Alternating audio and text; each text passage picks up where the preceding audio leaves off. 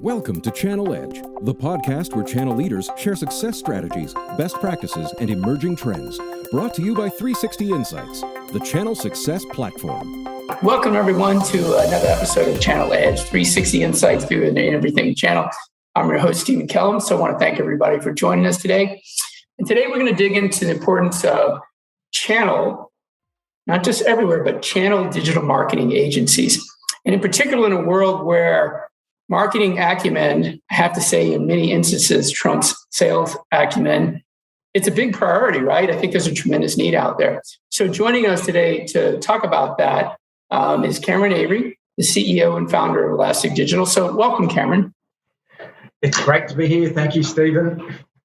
Yeah, and when I say that marketing trumps sales acumen, they go together, right? Marketing sales are one. I think maybe a better way for me to say that would be that marketing is leading, and it's not just the tip of the spear, it's leading and taking it all the way down the sales funnel today. And if you don't have good marketing, I don't think you're going to survive well.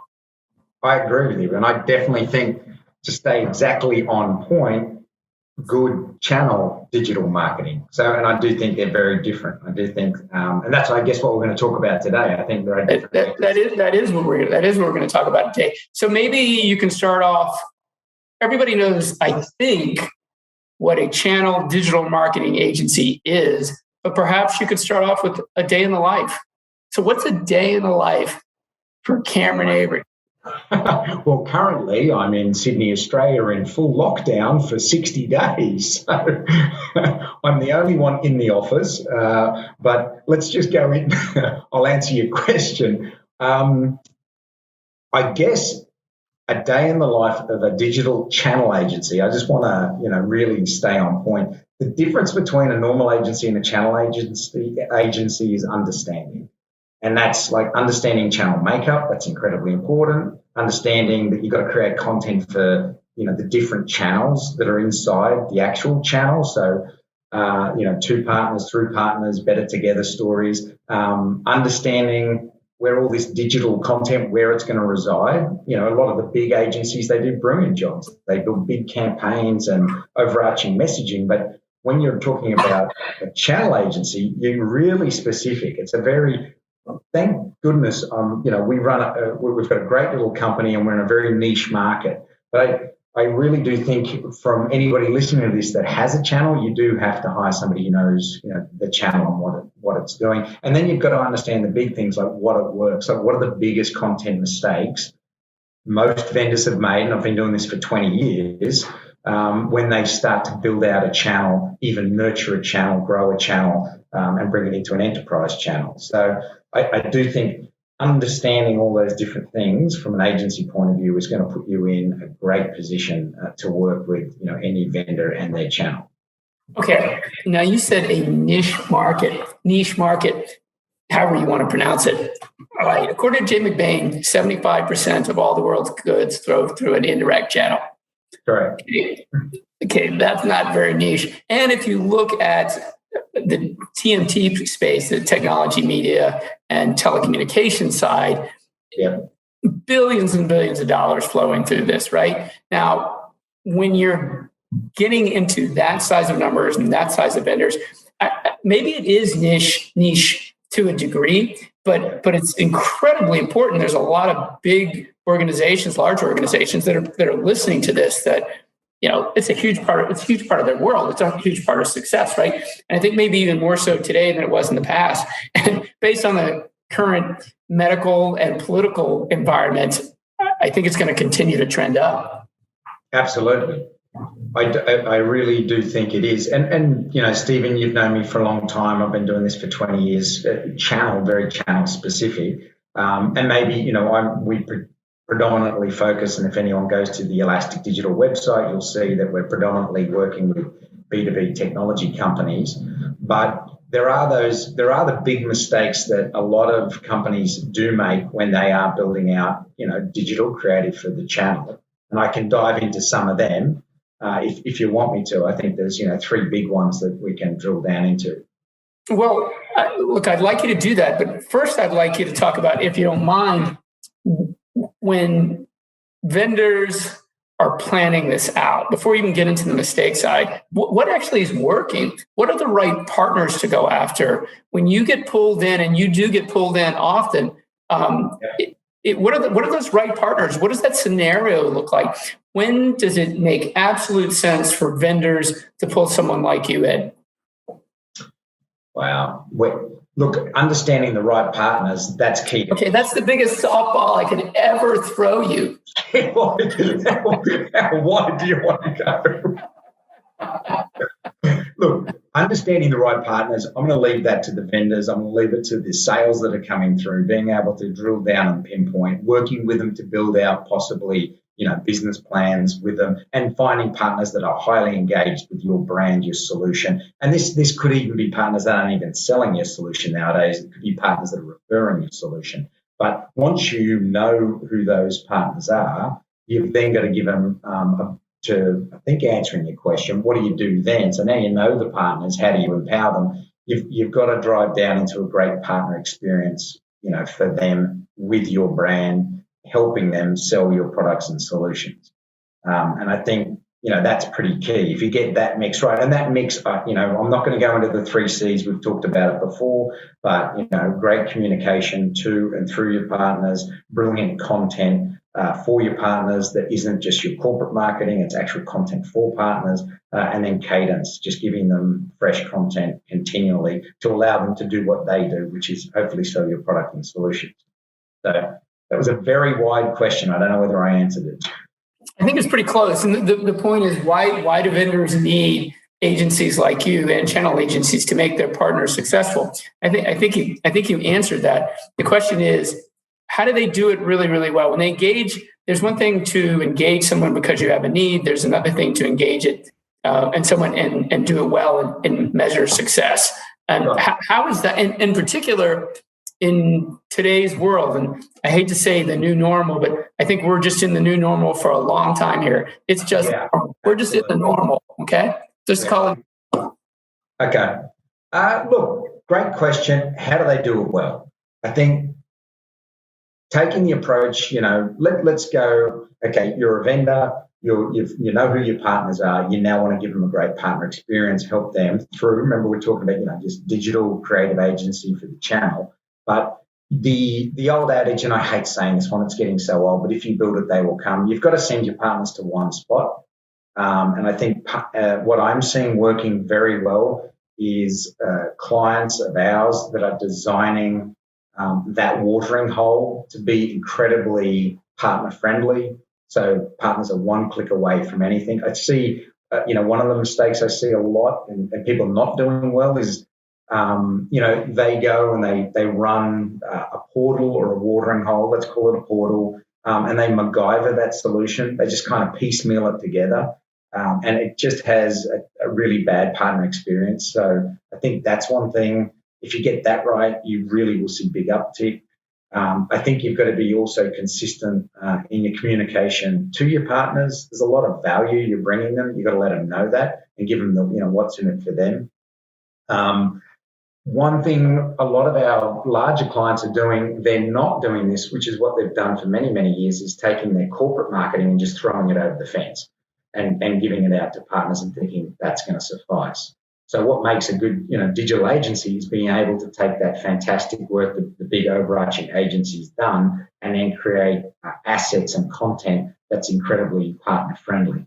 And even if I drill down further into that, you're like, well, what does that mean, Cameron? Look, allow partners to tell a story to their end users, let them be the guide to the story, and then let the story evolve so that your product and solution is the hero to that sort of story. I think the days of creating brochureware campaigns are over. You've really, got to, give your partners from a digital creative point of view. You've got to give them campaigns, multi-touch, multi-tactics, storytelling, and then the other big one that a lot of our clients are doing exceptionally well. I think I really look at companies like Atlassian. In fact, most of our clients, Oracle, Atlassian, Samsung, they're creating content regularly. They're not just doing it at one-off, and it's fresh content for the partners. And here's another one which a trend I'm seeing, which is a bit of a weird one, but we're working on something now which is going analog, kind of old school, which is taking, assets, Word documents, PowerPoints. And I know I'm getting fairly granular, but this is all very... No, granular is good because I think pretty much everyone listening knows what a digital marketing agency is, right? And I think everyone listening knows what a channel digital marketing agency. I think what people want to know is, Cameron, what works? I mean, that's how do we make this work? The set and forget it doesn't work, right? The expecting the partners to just go out and learn on their own doesn't work. The throwing it over the fence from your direct doesn't work. So what does work? What does work is, look, a selfish play, but it's working with an agency that's going to take all that and do exactly what I just said, build campaigns for the partners, allow them to tell their story, you be the hero to the story, create an experience for the portal or where you send your partners to make it one watering hole, don't make it piecemeal. I think that's important, that they get a lot of value from where you send them. And then I think, a good partner experience is, creating, I keep going back to it, content that the partners, can own, because there are many different partners nowadays. There's, as I mentioned earlier, there's the old VARs, MSPs, ISVs, but there's also new referral programs. You've got to create content that these people want to, hang their logo on and tell their story. I think that's very different to the olden days, which was, we've got our story to tell, they can hang their logo. So you've got a great client retention. I don't know if you have a net promoter score. Maybe you should try that at some point. My guess would be fairly high, but you've got clients that have been with you for a while, and that's not an accident. So how does that work, right? How do you create patience and measurement along that way? How are your clients? Sorry, like three-part question. How patient do you have to be? How do you have to measure it?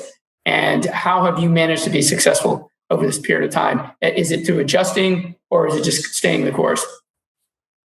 Very much.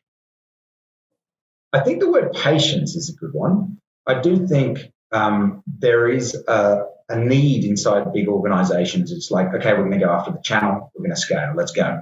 And they rush into it.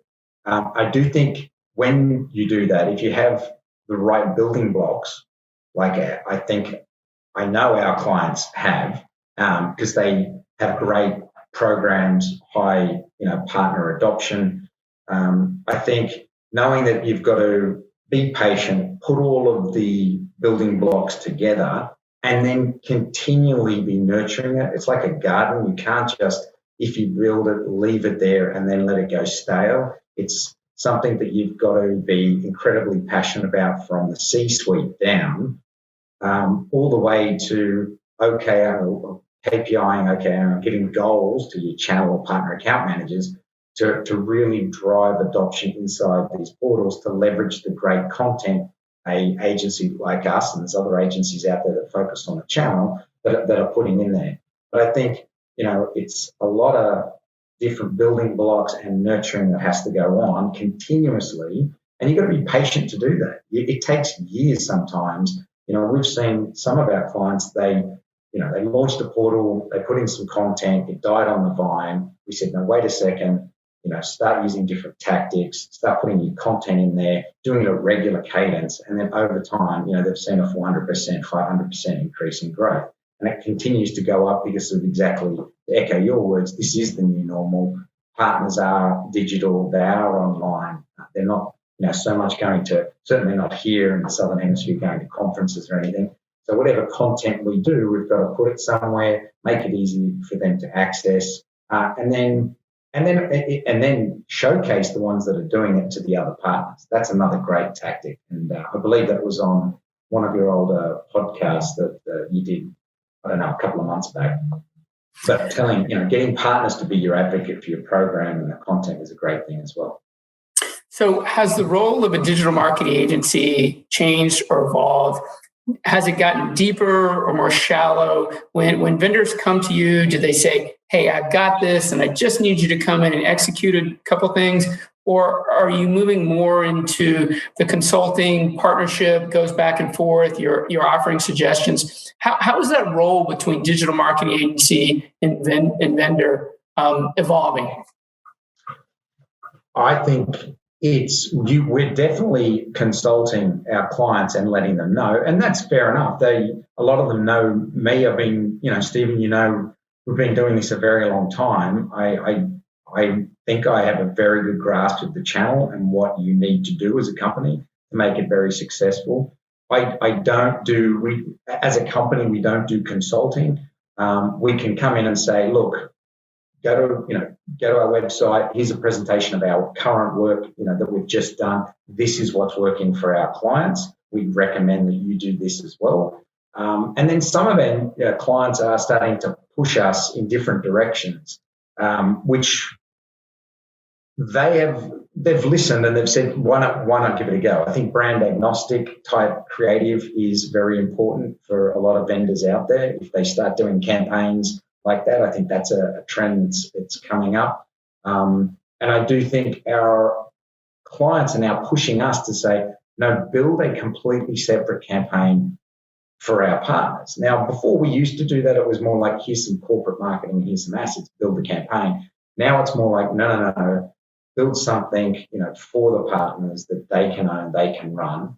And I think that's definitely going to answer your question. It's going much deeper. So as an agency, we're going deep. Which is tough sometimes, but I've actually said, hey, on calls literally about 2 weeks ago, I said, we're not the agency for you. That you want somebody up at this level. We're in the trenches with your partners building assets and campaigns that they want to use and run. We're not, doing the billboards at the airport and overarching messaging. So I do think we're going deeper, definitely really deep into the channel. So that's really interesting. Over the next 24 months or so, I was going to ask you where it's going. Do you see yourself continuing to maybe move under those large agencies that are doing that full branding, as you said, the airport and everything else, and you become a piece of that, a very integral piece of that? Do you see it becoming more, instead of siloed, more integrated across every touch point that way? Yeah, look, that's a great question. And because if you look at Deloitte's, KPMG, Pricewaterhouse, like all of these big agencies are building Accenture Digital, like they're building these big agencies, some of the biggest in the world now. And I still think that they were going for that top end of the market. But as they start to grow, sure, a company like ours, if they wanted to really develop a channel, part of their business, they'll start to gobble up agencies that do that. But we're pretty happy just running the way we are. We've got a great bunch of clients at the moment, but I do think there's always going to be roll-ups. And I do think they make the mistake of thinking we can do that, which happens a lot. No, I think the channel, what have they often said? It's easier to move from the channel than it is to move from direct to the channel. Yes. It's a little more complex. True. We've been doing this a long time. You have, and obviously you're doing a good job at it. So you've been doing this a long time. If someone wanted to reach out to you, could use some advice, use some help, just would like to see what's going on, what's the best way for people to reach you, Cameron, besides coming to Bondi Beach and offering to go surfing with you? If you come to Bondi Beach, I promise I'll buy you a beer. I've got about 5 surfboards in the garage. We can go surfing. But listen, please just reach out. You can just go to elasticdigital.com or just Cameron Avery and LinkedIn. I'll come up straight away. And I'm happy to give any kind of advice. I've even got kind of a playbook on how to roll out a channel. You can see work, the stepping stones, those blocks that I said. I'll send that PDF to you. Keep it. You can use us or use another great agency, that you want to work with. But I do think it's important to get those building blocks right. And if you do, you'll have a very successful channel. So why don't we do this? When we roll this out, let's put a little blog together with what you're talking about, and we'll do a follow-up on that. So to make sure that folks can see that as well, we'll tie the two together. Do you really have 5 surfboards there? 6 or 7, actually. They're not mine. They're are you a longboard? Are you a shortboard? What do you do? Do you carve it up? I can see you carving it up, man. At 52, I'm a longboard. I've got a solid state wood longboard, and I just paddle, stand, and just go across the way. So basically, you can put your dog on the front of your board and just surf on in. Yeah. And if it's too big, I'm not even bothering with it. Oh my gosh. All right. We'll have to talk about that. Anyways, Cameron, thank you for joining us. Really appreciate it, listeners. Thank you for joining us. Everybody have a great day. Thanks, mate. See ya. Thanks for listening to Channel Edge, brought to you by 360 Insights, the channel success platform. Subscribe now on iTunes, Stitcher Radio, and Google Play, and you'll always be the first to access new episodes where channel leaders share success strategies, best practices, and emerging trends. For bookings, feedback, questions, or comments, feel free to email us at channeledge@360insights.com.